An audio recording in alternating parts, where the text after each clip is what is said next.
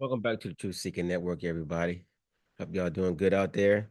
So today I'm just going to play a couple of video clips of cryptocurrency and Bitcoin, and I want to show you that because a lot of people still do not believe that cryptocurrency is real. Most people don't believe that this is a real asset, and they're sadly mistaken. And unfortunately, they're being left behind, and they're going to be left behind at a grand scale. And the wealth transfer is happening right now, and most people don't even see it. I mean, when you're talking about the U.S. government, Congress, people, everybody is actually buying Bitcoin and talking about Bitcoin. It's amazing that most people do not understand what's really happening right now. Sorry about that, y'all. My phone rang. But yeah, most people don't even understand what's going on, and it's sad that you talking to people, and if you maybe I'll do a video like that. If you just talk to average people, walk around, people around you, people think it's a scam, people think it's not real, and they're missing the whole show or what's really happening right now. The world has went digital. It's gone digital, and people don't understand that the internet was one of the first phases, right? And now that the internet is here, just like emails, I remember saying back in the day that I would never send an email. I would never send an email, or put me in my, I didn't trust it. I didn't trust it. And so I said I'd never send an email to anybody else because I felt like everybody else gonna read my email, and who knows who else can see it and all that stuff. So it was like but it was a whole new world that was changing right before our eyes then. And the world is still evolving now, with AI and with the cryptocurrency. They don't understand that in the future there will be digital money. I mean, just like the horse and buggy back in the day, you know, and a lot of people with horses and buggy, they didn't want to move over to a car. And then, like who's going to drive this thing, And so most people, they kind of like stuck with the cars, stuck with the horse and buggy and not realizing that there was a wealth transfer that was taking place. And in the beginning of the wealth transfer, a lot of people could have become millionaires because they foresaw what was taking place and they acted on it. Meanwhile, the majority of people, naysayers, they just stood by and watched. And just like us today, we all saw Amazon come out. I mean, for the most part, I mean, if you're not too young, if you was born after the 90s, then you probably wouldn't have known anything about it. But you get my drift. A lot of people here that's listen to these videos, they know what I'm talking about. Amazon, Apple, a lot of these big companies, Home Depot, we all seen these things before they existed, right? A lot of these, I mean, you got companies out there like Sweet Green now. You got Robinhood, it's another one. They're exchange also. They do crypto and they also do stocks, right? But there's a lot of companies that we all use their products. We all seen them, but none of us never invested in these companies. And this is where we are today. So there's a transfer that's taking place. The Bitcoin and internet money is going to be the way way we move money in the future, based on the fact that you see that the internet it moves at light speed. So you can just, tap a few digits and boom, there it goes. Even in your bank account now, when you get direct deposit, your money is directly deposited into your bank account, right? And you see digits in there. And then those digits is actually money that you can use and transfer to go buy goods and services. Well, Bitcoin, they fixed the double spin thing where so one Bitcoin, if I send one Bitcoin to one person, nobody can't duplicate the Bitcoin. So if I send one Bitcoin to you, that means you will actually own the Bitcoin and it's recorded on the blockchain. But anyway, so I'm just gonna play a couple of videos in this one right here. This to show y'all that this is real. And CNBC is where the wealth is. You know, these are the companies, the corporations, the CEOs. This is where the money moves. Okay.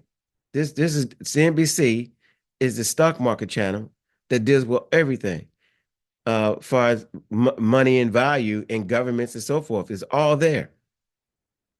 And again, the majority of people are missing it. This is where the wealthy play. The wealthy are right now buying up all the Bitcoin. You know, you got XRP out there, and I'm gonna do videos on other cryptos as well, because there's more than just Bitcoin. But right now, Bitcoin is the scarcest. So that's the reason why I'm talking about it more than anything else. But you have Ethereum, you have Litecoin, you have XRP, um, Solana, and a few other cryptos, Chainlink. There's a lot of other ones. And if people are not even in the game in Bitcoin, then these other cryptos I just named, I know they're not in those either. So these early people that's even in these cryptos right here are going to do very well because the majority of people have no clue. So I'm making these videos again for the ordinary person to get into these cryptos while you still can.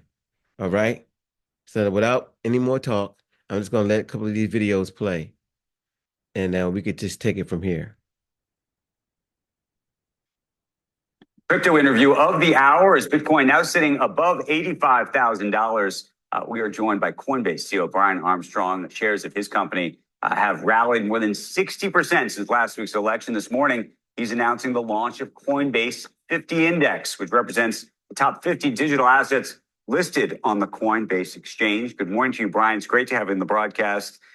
There's about 100 things I want to ask you, but let's just start with what's happening in crypto post this election. And maybe it's the same question I asked of Vlad earlier. As you sort of look out on the horizon now, given President-elect Trump and his administration and his ambitions and plans, what is it that you see happening exactly? Yeah, well, good to see you, Andrew. I mean, one of the most exciting things about this new Congress, which is the most pro-crypto Congress ever, is that I think we finally have a chance to get some regulatory clarity in the US about some of these big open issues that, you know, frankly, under Gary Gensler, we just haven't gotten any clarity for a long time. So which of these assets are commodities, which of them are securities? That requires the SEC and the CFTC to come together and collaborate on rulemaking, or to have Congress really step in and pass new legislation. So there's an opportunity to do that. The FIT 21 bill, which passed with strong bipartisan support in the House earlier this year, it's now making its way through the Senate, and with any luck, we'll get that passed through the Senate and make it to the president's desk here, either in the lame duck or early in the Trump administration. Brian, we've obviously seen Bitcoin move materially, obviously, in the past week, really, even more so even before that, given sort of the run up and maybe expectation that President Trump was going to win this election. When you think though about the other currencies, I mean, they're the ones I would imagine at this point that have the bigger room to move, or no? Well, you know, I think Bitcoin will be the most important crypto asset for a long time. It's got a lot of runway to move as well. But what's exciting about this Coin 50 index that we launched is that people are increasingly becoming aware that it's not just about Bitcoin. There are dozens, hundreds of different assets in crypto that are now, they've met our listing standards, they've made it onto our exchange. And actually, there's thousands of these being created every day, believe it or not. And so some of these they're coins like Ton and WorldCoin, which are being used in emerging markets. There's things like in the DeFi space, like Uniswap, that people want exposure to, or the things that are layer 2 solutions are being built on top of, like Optimism. And I think we're eventually going to get to a world where there's millions of these tokens. You know, every project, every individual, every meme on the internet is going to have one of these. And of course, every company, when they want to raise money, as we get regulatory clarity around securities, and have a clear path for that, they should be issuing these coins as well. And so increasingly, people are going to want broad market exposure to crypto. It's going to be the next version of the stock market, but it's also the next version of the internet. And so that's why it's so important for us to have launched this canonical market index, Coin 50, for people who want exposure to the broad market of crypto, not just one asset. And you're now talking about some of these tokens being used for example, IPOs, something that was sort of taken off the table during even the Jay Clayton era when people started to think about using them that way. I mean, that would upend so much of the financial industry, no? Well, I think it's important that crypto is really just a technology to update the financial system writ large. And one of the areas in the financial system that could be improved dramatically, I think, is capital formation. There's lots of different people. They're trying to build an apartment complex. They're trying to start their next tech startup. They want to raise money from investors. And today there's instances where people are trying to raise money for their real estate project, whatever, and they're paying 11% in financing fees to various organizations to package that together. And so that's just one more area on a long list that crypto could update the financial system. Now, those are going to be securities, right? So we need to have a clear path for people to register crypto securities. There's disclosures to figure out. There's, how do you make sure that these are accredited investors when they need that? And so we, along with the rest of the crypto industry, are working on ways to do that. For the last 4 years, we've been, really the door's just been shut in our face. Any kind of productive conversation about how to make that happen in a trusted and compliant way, they've just been totally unwilling to engage in that conversation. And so it's really the dawn of a new crypto era with this election that just happened, because it's the most pro-crypto Congress ever. We had 268 pro-crypto candidates elected to the House. All 9 new senators that got elected had either an A or a B rating on standwithcrypto.org. And of course, in the White House with President Trump, there's a full-throated endorsement of crypto. And so we couldn't be in a better position to finally get some clarity and start to rebuild the crypto industry in America again. Brian, I'm curious about what you think of this. There is a perception, I think probably real, that the crypto industry had a huge influence on this election, not just the presidential election, but elections around the country when it comes to Congress and the like. There was huge amounts of money that was spent by members of the crypto community, including yourself. And there's a question about money in politics and whether that influence is a good thing. How do you think about it? Yeah, so I think there's no question there was a lot of money involved from the crypto industry, and there was also a lot of voters who came together in a grassroots movement. So, we don't set the rules of the game, but that's how the game is played in the United States. And I think it was important for us to show up, defend our customers' rights. But they also showed up as a huge voting bloc. And it's important for the crypto industry to have gotten organized. We helped this by funding groups like standwithcrypto.org, which got to almost 2 million advocates in the United States who raised their hand and said they wanted to elect pro-crypto candidates. We're going to continue to support them after the election. They've taken a stretch goal and said they want to get to 4 million advocates in the U.S. by the 2026 midterms. Even Fairshake, the super PAC that we donated to, they've raised an additional almost 50 million of capital right just since the election, looking forward to the midterms. So, I think it's really important we keep showing up as a crypto industry on these policy issues. It's important for the future of America. And look, in my personal judgment, I would prefer that the government was smaller and there was less ability for people to go in there and influence it. But because we have this big government and that's how the rules have been set, both money and the grassroots movement of voters coming together are super important. What do you think about Donald Trump's World Liberty Financial crypto project?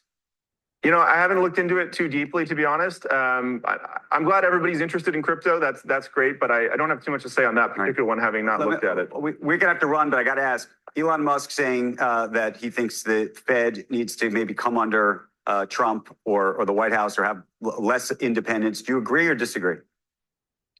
I don't have too strong an opinion on that, but I will say that there's a massive issue in the United States with the deficit, with inflation. And I do think that Bitcoin is a check and balance on irresponsible deficit spending. And to really extend the American experiment for a couple hundred more years, it's important that we don't devalue the dollar, lose the reserve currency status. And that's a big reason why people are buying Bitcoin now.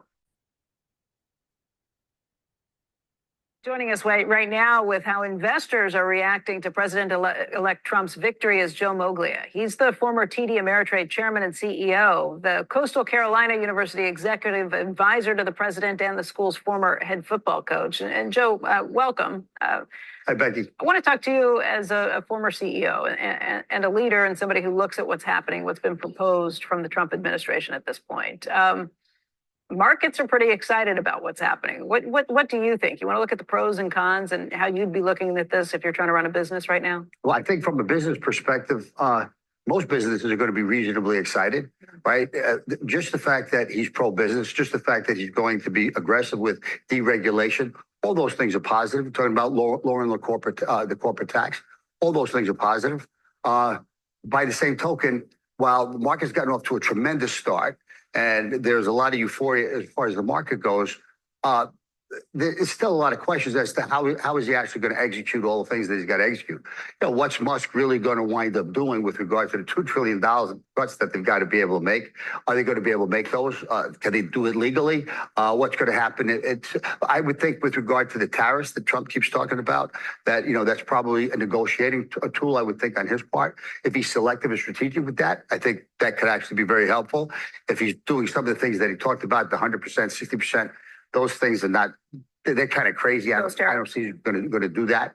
But I think right now, from a business perspective and investor perspective, it's certainly far more positive than the negative. You talk about markets' initial euphoria and the questions that remain.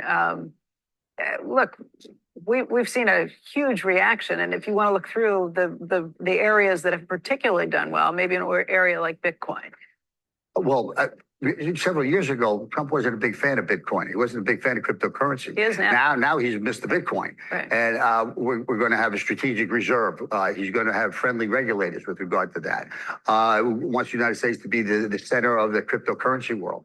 Those things are incredibly positive. Cryptocurrency in general, but very specifically Bitcoin, Ethereum, et cetera. I mean, this is a home run for Bitcoin.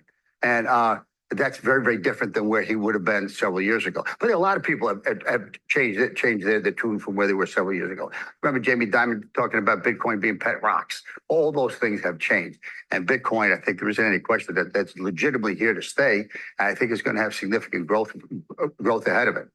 Crypto prices, they are surging right now. This is after Donald Trump's electoral victory. You're looking at Bitcoin at $73,000, almost $74,000 this morning. At one point, it was, I think, even marginally higher. Want to bring in Galaxy founder and CEO Mike Novogratz.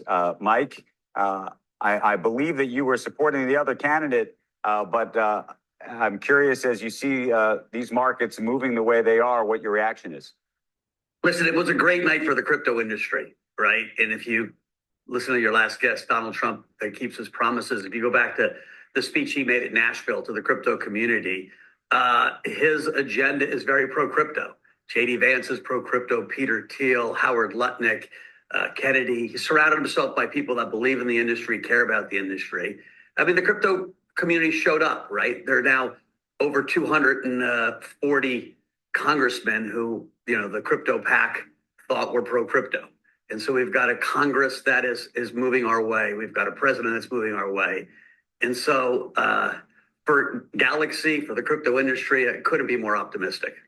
And in terms of your optimism, it relates to the way this is going to be regulated, because now you have a bet going that there will be a Bitcoin reserve for the country. I mean, sort of. Listen, I'm not sure we end up play out the Bitcoin. Permutations here. I think the biggest thing is the OCC, the FDIC, the SEC, the regulatory chairs getting direction from a president and a secretary of treasury that says, hey, we want to lead in this industry. Those three positions with someone who's open-minded to crypto and who's pro-crypto changes everything. Allowing State Street and Bank of New York to custody crypto, allowing the banks to hold it on their balance sheet will bring in billions, hundreds of billions of participants into our ecosystem. And all of a sudden, we'll start seeing decentralized systems launched and work. And so this is really a step change shift. Now, it's not going to happen overnight, right? You don't get a new SEC chair in a week. But over the next 1, 2, 3, 6 months, as these new people are put in these positions, I think you're going to see a substantial shift in the energy of this industry. Mike, to the extent you want to throw out some names, who do you think might be up for this SEC role? I know we've had a lot of names thrown around for the Treasury Secretary role. We just talked to Scott Bessent, and we had John Paulson on the program earlier this week. Those are two names that have been floated for that role. We also have had Jay Clayton and others. Who do you think would be the right person to run the SEC under a second Trump administration? Listen, Hester Pierce has been there, and they call her crypto mom. And I know she's probably throwing her name in the hat. The chief legal officer at Robinhood. So y'all see that the government and everybody, they're setting things in place. Now I'm telling you, there was an economist, I think it was a 1988 Economist magazine, when it says get ready for a new world currency. To me, I don't think this is about happenstance. I think it's all was planned, and it's all moving in order as we speak right now. So now they're setting up the new world system, and it's going to be all over the whole globe. So this is what's going on right now. And yeah, this been planned for a very long time. And so this is not by happenstance that this is all taking place. And like I said, if you want to definitely get in and get on in this right now, while you still can, because the wealth transfer is taking place, and the majority of people don't even know what's happening right now.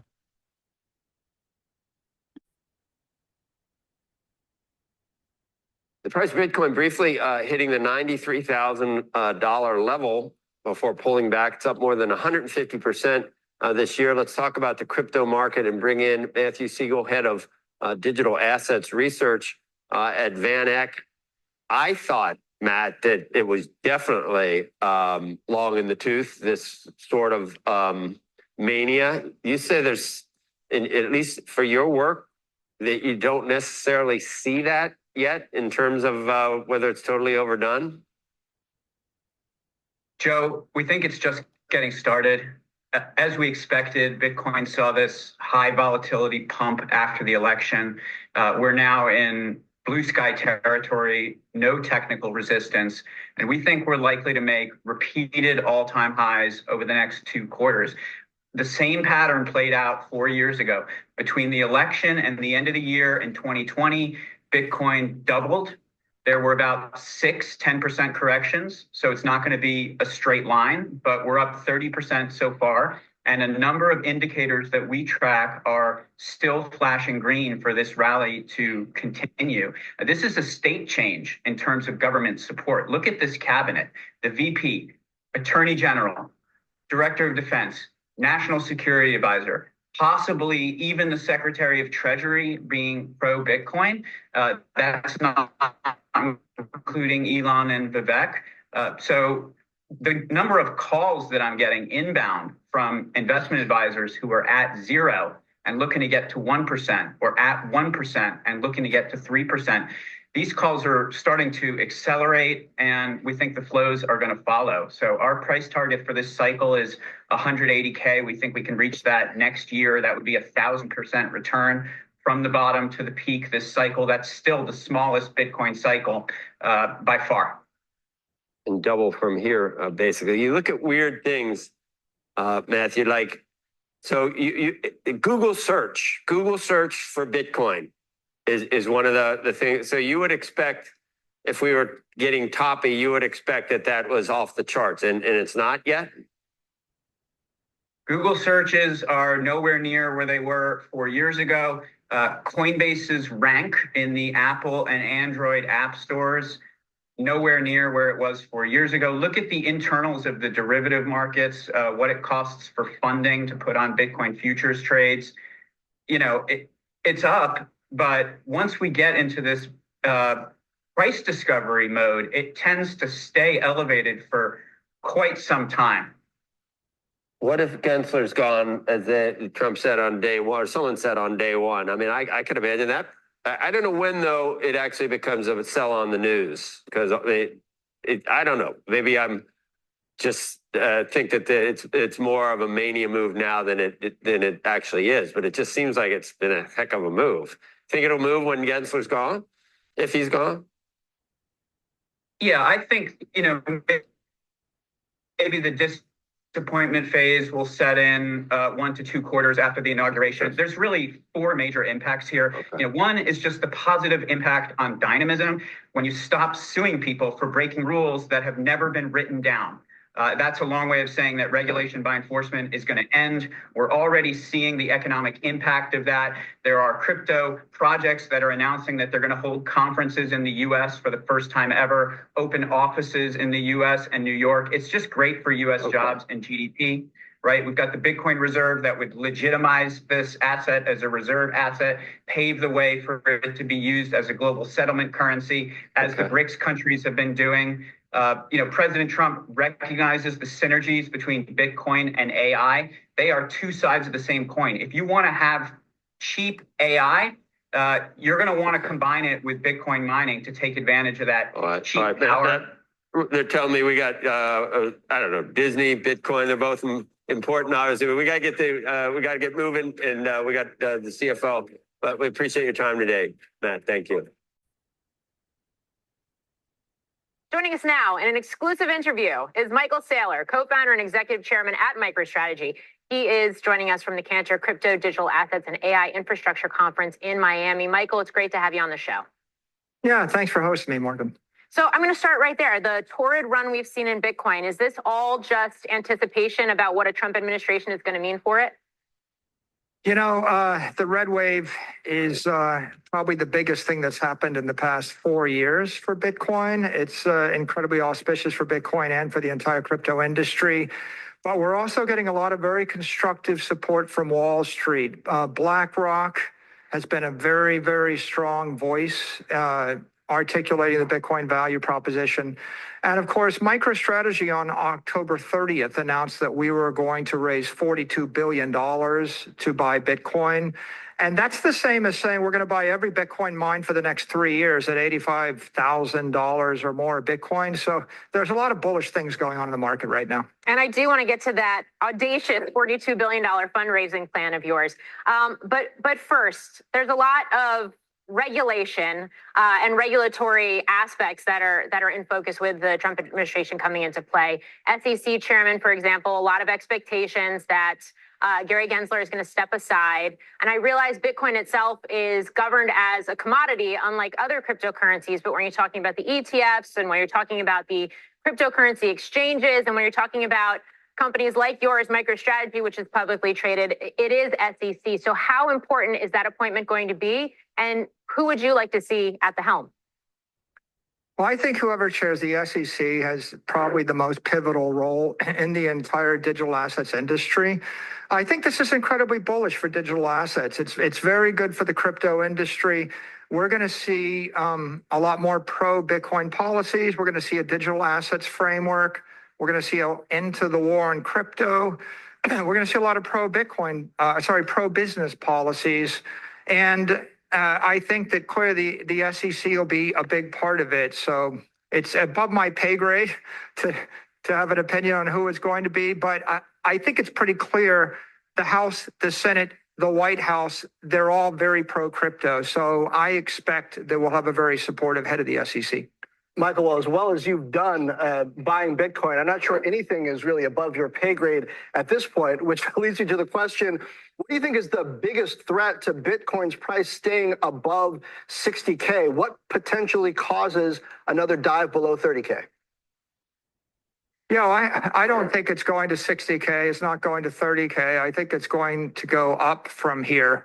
I'm planning the 100K party. And I'm thinking it's probably going to be New Year's Eve at my house. So I would be surprised if we don't go through 100K in November or December. So then what's the biggest threat to it going lower, even if it doesn't get that low? I think the biggest uncertainty in the industry was November 5th. And would you have a blue wave? Would you have a red wave? Or would you have a split Congress? And would you have any dispute about the future of crypto assets and Bitcoin? I think that was settled by the people very decidedly on November 5th. And I don't really see any threats in the near-term horizon. A strategic Bitcoin reserve, how likely is it that that is actually established? And why would that be a good thing when you're talking about a decentralized asset now being stockpiled by a centralized government?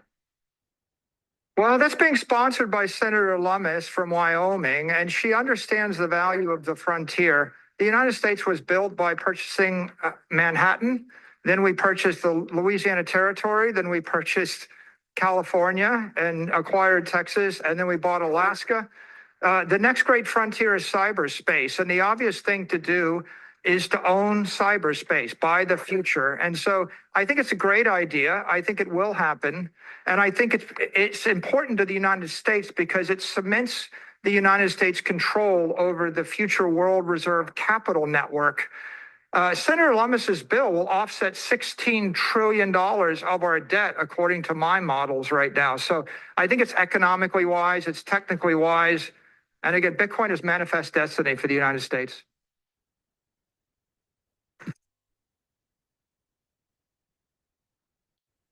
All right, y'all. So